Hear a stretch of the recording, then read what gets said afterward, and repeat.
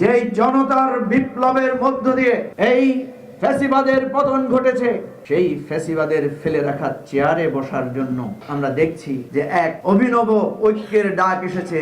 যে ঐক্যের ডাক হচ্ছে যেন তেন ভাবে ক্ষমতায় যাওয়া। যে ঐক্যের মূল কেন্দ্র হচ্ছে শত্রুদেরকে হারিয়ে দেয়া, যে আমার যারা শত্রু তাদেরকে হারানোর জন্য আমি যার তার সাথে হাত মিলাবো। প্রিয় ভাই ও বন্ধুগণ, সেরকম একটা প্রেক্ষাপটে যখন ক্ষমতার নানা হিসাব নিকাশ হচ্ছে, ক্ষমতার নানা ভাগ বাটোয়ারা হচ্ছে, ক্ষমতার মধ্য দিয়ে নানা ধরনের আপনার যোগ বিয়োগ চলছে, তখন আমরা বলছি যে প্রকৃত ঐক্য, সেটা নির্বাচনী ঐক্য হোক বা সেটা জনতার ঐক্য হোক, সেই ঐক্যের ভিত্তিটা কি হওয়া উচিত? সেটা কি ক্ষমতার জন্য ঐক্য হবে? সেটাকে শত্রুকে হারানোর জন্য ঐক্য হবে? সেটাকে কাউকে নিষিদ্ধ করার জন্য, কাউকে উৎখাত করার জন্য ঐক্য হবে? আমরা বলতে চাই সেই ঐক্য হবে জুলাই অভ্যুত্থানের আকাঙ্ক্ষা বাস্তবায়নের ঐক্য। আমরা বলতে চাই আমাদের ঐক্যের ভিত্তি হওয়া উচিত জুলাই অভ্যুত্থানে আমাদের হারিয়ে যাওয়া ভাই বোনদের রক্তের যে দাবি, যে অভিপ্রায়, সেটাকে আমরা বাস্তবায়ন করতে চাই। সেই আলোচনার সূচনার জন্য আমরা আজকে এখানে এসেছি। আমরা চাই আপনারা এই বিষয়গুলোতে আমাদের প্যানেলিস্টরা কথা বলবেন। এখানে অনেক গুরুত্বপূর্ণ লোকেরা এসেছেন, সবার কথা শুনতে পারলে আমরা ভালো হতো, কিন্তু আমরা দুঃখিত যে আমাদের আলোচনাটাকে আমরা খুবই সংক্ষিপ্ত রাখবো। আমরা বেসিক্যালি ফোকাস করব আমাদের যে দুজন আলোচক এখানে আছেন ওনাদের উপরে। আমাদের আরেকজন বক্তা ছিলেন ডক্টর বদিউল আলম মজুমদার। আপনারা পত্রিকায় দেখেছেন যে আজকে জরুরি ভিত্তিতে 11টায় ঐকমত্য কমিশন মিটিং ডেকেছে এবং বাকি কার্যক্রমের ব্যাপারে ওনারা সমাধান করবেন।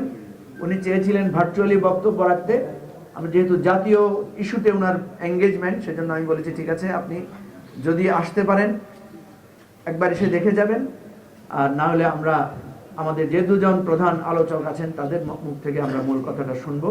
আপনাদের সবাইকে ধন্যবাদ জানাই আপনারা এসেছেন এবং আমরা আশা করি এই যে গণ অভ্যুত্থান, সেই গণ অভ্যুত্থানে আমরা দেখলাম যে ছাত্ররা দাঁড়িয়ে পাহারা দিয়েছে এবং গণ অভ্যুত্থানের পরে যে ধরনের লুটপাট হয়, যে ধরনের ধ্বংসাত্মক কার্যক্রম হয়, সেটাকে আমরা রোধ করতে পেরেছি। এবং আপনারা জানেন ইমিডিয়েটলি ব্যাপক চুরি ডাকাতি শুরু হয়েছিল, সেখানেও ছাত্ররা রাত জেগে পাহারা দিয়ে এই ডাকাতদেরকে প্রতিহত করেছিল। এগুলো আমরা ভুলে যাচ্ছি, ইমিডিয়েট স্মৃতি, সেই রাতগুলোর কথা আমরা এখন ভুলে যাচ্ছি। দ্বিতীয় যেটা ছিল সেটা হচ্ছে যে প্রশাসন সহ সব জায়গায় যে ব্যাপকভাবে একটা শূন্যতা, সেগুলো স্থির করা এবং এই অভ্যুত্থানে কালপ্রিট যারা যারা আহত নিহতদেরকে গুলি করেছে, হত্যা করেছে, গুম করেছে, তাদের বিচারের আয়োজন করা।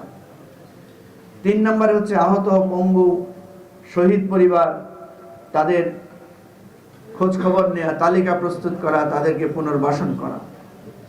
4 নম্বরে হচ্ছে এই রাষ্ট্র সংস্কারের যেই আমাদের আকাঙ্ক্ষা, রাষ্ট্রের যে ফ্যাসিবাদ ব্যবস্থা যাতে ফিরে না আসতে পারে সেজন্য নানা ধরনের সংস্কার কার্যক্রমে হাত দেওয়া। এবং সর্বশেষ আমরা একটি গণতান্ত্রিকভাবে সুষ্ঠু নির্বাচনের মাধ্যমে রাষ্ট্র ক্ষমতায় আবার গণতান্ত্রিক পথে যাত্রা শুরু করা। কিন্তু আমরা দেখলাম যে রাজনৈতিক দলগুলো নিজেদের মধ্যে বিভেদ তৈরি করেছেন। তারা একে অপরের আকাঙ্ক্ষা কোনটা, প্রায়োরিটি কোনটা, কেউ চায় নির্বাচন, কেউ ছাত্রদেরকে অবহেলা করে কথা বলা শুরু করলো, ছাত্রদেরকে বলল যে তোমরা কোত্থেকে আসলা, 17 বছর তোমরা কোথায় ছিলা। ঠিক অনুরূপভাবে আমরা দেখলাম আমাদের ছাত্র নেতৃত্বেরও কারো কারো মুখ দিয়ে এমন অনেক কথা বেরিয়ে এসেছে যেটা প্রাজ্ঞ মহলকে ব্যথিত করেছে। গণ অভ্যুত্থানের নায়কদের আমরা দেখেছি যে গ্রহণযোগ্যতা ধীরে ধীরে কমতে শুরু করেছে। এরকম পরিস্থিতিতে এই রাষ্ট্র ব্যবস্থায় আমরা দেখছি সামনে একটা নির্বাচন এসে দাঁড়িয়েছে এবং এই নির্বাচনের আয়োজন নিয়ে আমরা কি দেখছি? আমরা দেখলাম যে বিএনপি বলছে যে তারা জামাত ছাড়া বাকি সবাইকে নিয়ে তারা একটা জোট করবে। আবার জামাত বলছে যে তারা ইসলামিক জোট করবে, আবার পারলে ইনক্লুসিভ একটা জোট করবে, সবাইকে নিয়ে 100 সিট ছেড়ে দিবে, প্রয়োজনে ধর্মীয় সংখ্যালঘুদেরকেও তারা প্রার্থী দেবে।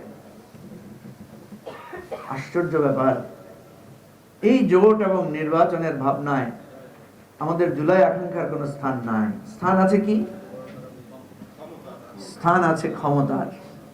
যেই জনতার বিপ্লবের মধ্য দিয়ে এই ফ্যাসিবাদের পতন ঘটেছে, সেই ফ্যাসিবাদের ফেলে রাখা চেয়ারে বসার জন্য আমরা দেখছি যে এক অভিনব ঐক্যের ডাক এসেছে।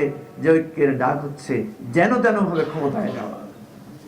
যে ঐক্যের মূল কেন্দ্র হচ্ছে শত্রুদেরকে হারিয়ে দেয়া, যে আমার যারা শত্রু তাদেরকে হারানোর জন্য আমি যার তার সাথে হাত মিলাবো।